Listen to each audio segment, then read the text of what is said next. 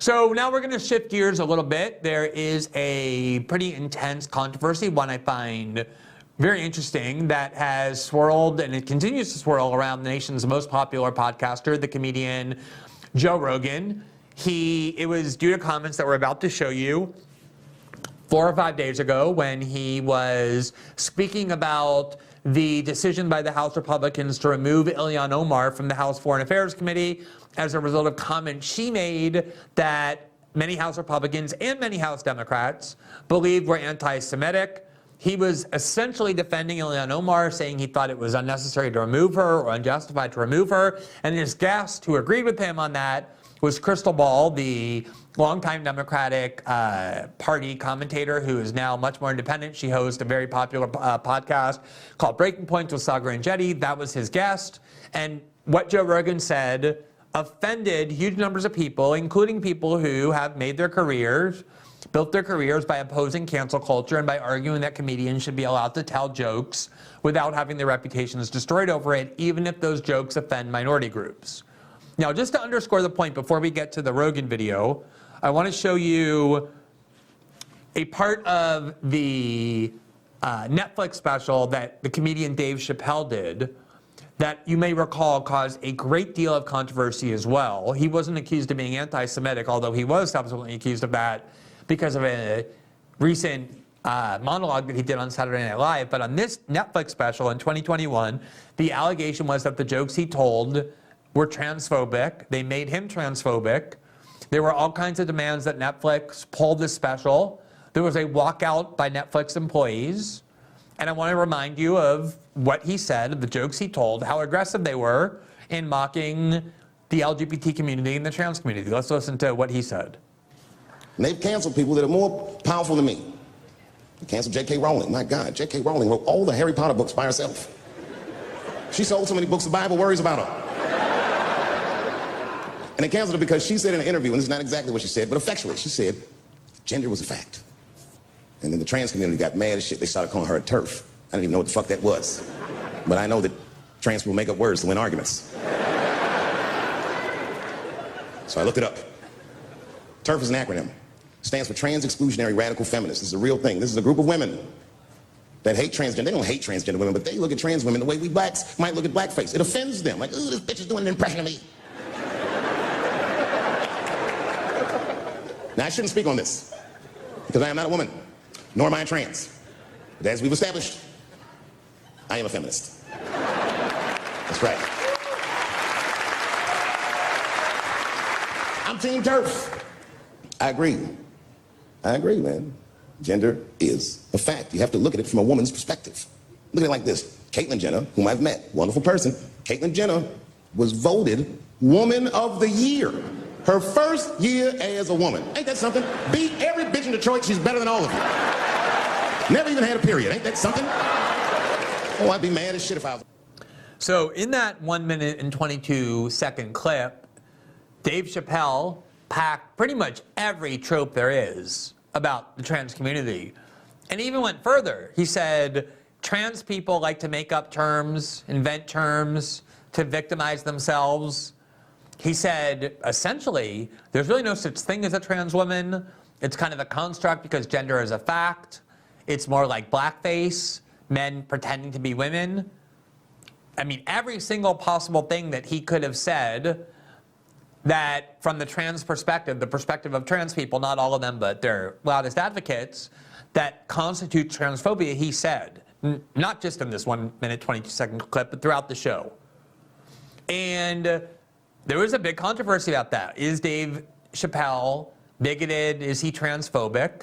And there were a lot of people who rose to his defense, including people on the American right, people who define themselves as free speech advocates, who said, essentially, you have to give comedians broad leeway to be able to make jokes, including at other people's expense, that it's okay for them to poke fun at particular groups, that's what comedy is, and that when it comes to hotly debated topics like gender ideology, you have to allow people the right to say things that offend other people. These are the prongs of the anti-cancel culture ideology, which I largely support. That was my reaction to hearing these things as well from Dave Chappelle.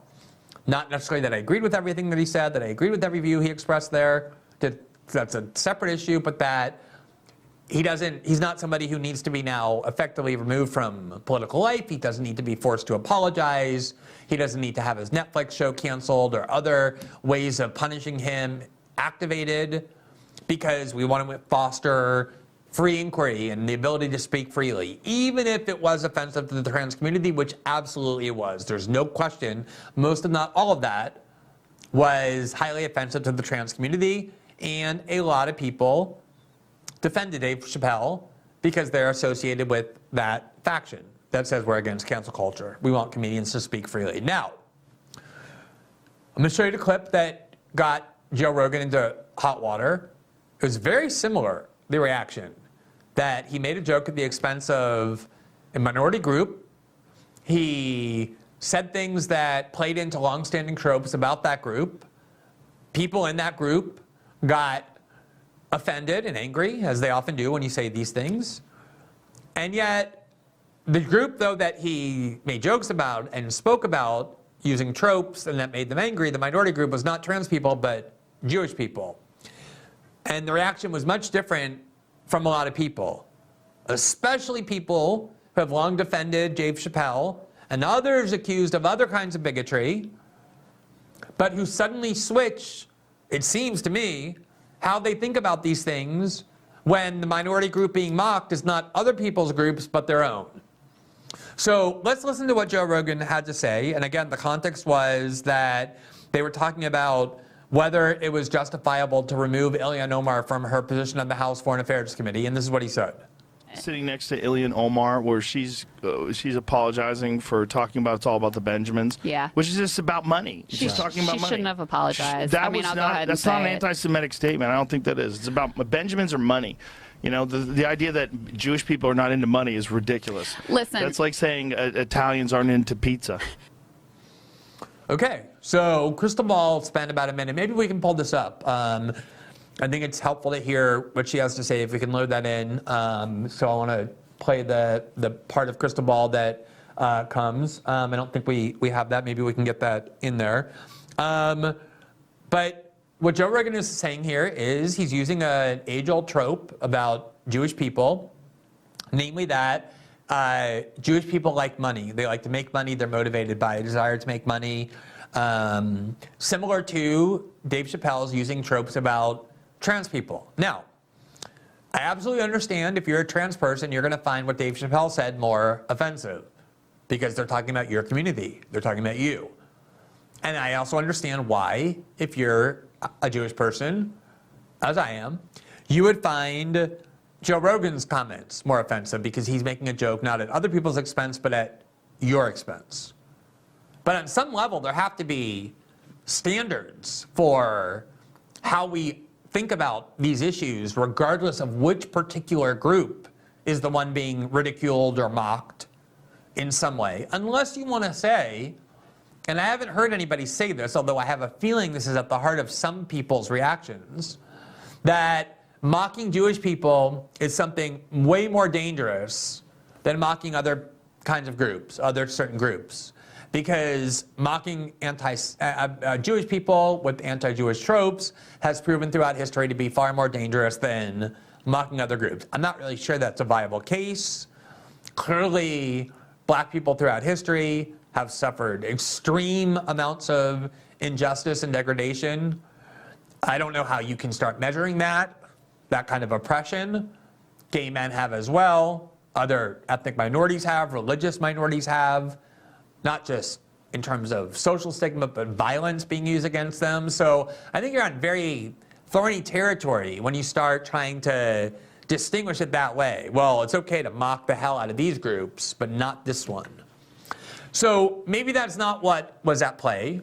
But one of the arguments Crystal Ball was making that I want to show you, if we can get that up in time, but if not, I'll describe it, was that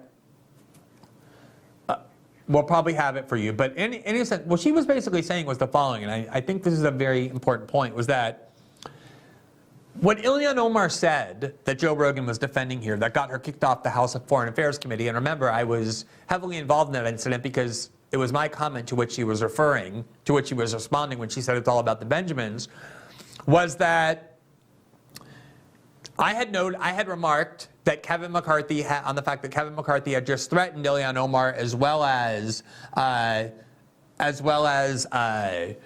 Tlaib because of their comments on Israel, particularly that they had recently defended the boycott movement against Israel as a way of opposing Israeli settlements in the West Bank and their attacks on Gaza. Now, you may not agree with that opinion, you may agree with it, but it's certainly the right of the American citizen to support a boycott of a foreign country, especially since you're allowed to boycott your own citizens in American states, as is often done to Indiana and North Carolina over their trans bathroom bill, as is done to Georgia over their voting rights bill. Boycotts are a legitimate weapon, even if you don't disagree with it. Now, the argument was that Ilhan Omar had raised an anti-Semitic trope, the same one Joe Rogan raised in those comments, because when I had said I find it odd that many political leaders in Washington spend so much of their time not on the American people or on the United States, but on this foreign country, Israel.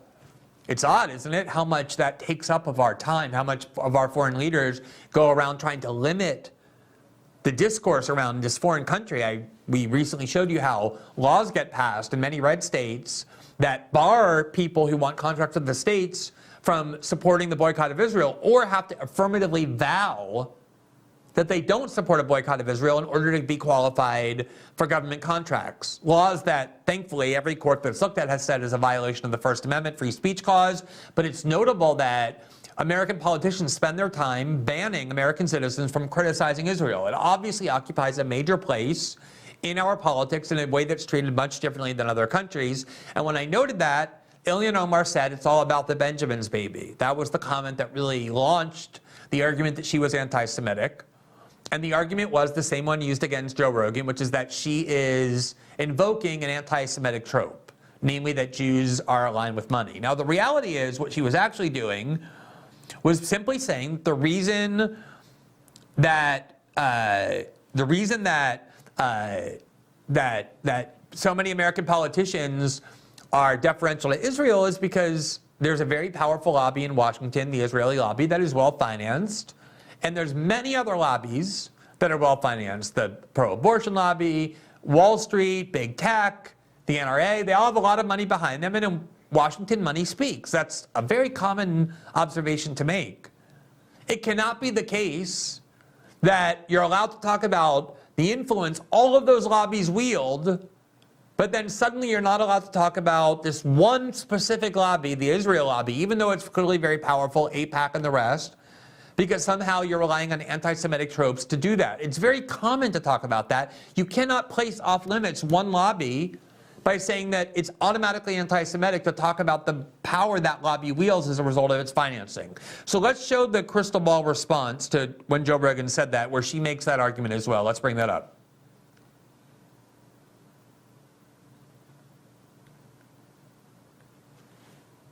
Apologize. That's I'll go ahead and not an say it. anti-Semitic statement. I don't think that is. It's about Benjamins or money. You know, the idea that Jewish people are not into money is ridiculous. Listen. That's like saying Italians aren't into pizza. It's fucking stupid. Listen. It's fucking stupid. I understand that the way she phrased it, like she could have phrased it a different way so that people would have less of a freak out, but can you not talk about the influence of money in D.C.? Of course. This is very obvious. There's a very obvious reason why for my entire life there's been a uniparty consensus around our policy vis-a-vis the Israeli government and a total inability or unwillingness to criticize the Israeli government. It has everything to do with organization and, yes, money, just like every other fucking interest in D.C. And so, yeah, the fact that she said that and she got kicked off the Foreign Affairs Committee, look, I have issues and disagreements with Ilhan Omar, but she actually is one of the more courageous voices on foreign policy who's willing to call out some of the hypocrisy and bullshit in U.S. foreign policy. Extremely rare in terms of United States congressmen. So it's actually kind of a real loss that she got kicked off that committee. So that's the argument I was just making. That's the one Crystal made, I thought, quite effectively, which is that, of course, if you're being even minimally honest, a major reason why so many politicians in both parties are so aggressively defensive of Israel is because there's a lot of money behind that cause in Washington, just like there's a lot of money behind a million other causes. And it's legal to have well-financed lobbies. There's nothing criminal about it. There's nothing immoral about it. There's nothing wrong about it. The system is wrong. We shouldn't have a political system in which money wields so much power over our politicians, but that is the system that we have. And so those who work within it to maximize their power by using well-financed lobbies, and there are many people who do, are doing something they're entitled to do, but we're entitled to talk about that and observe that without having bigotry accusations wielded against us as a way of suppressing debate, as a way of preventing an honest discussion of that Israel lobby. Now, let me just show you one example. There's so many.